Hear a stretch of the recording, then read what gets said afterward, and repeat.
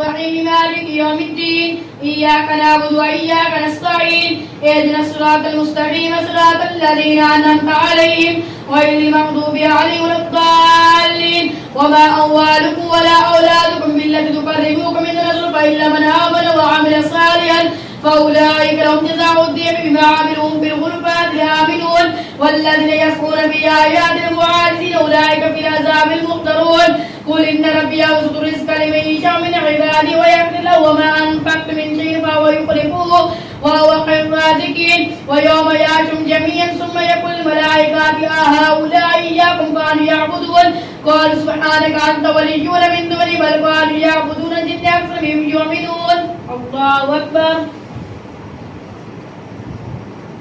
سمع الله لمن حمده الله أكبر الله أكبر الله أكبر الله أكبر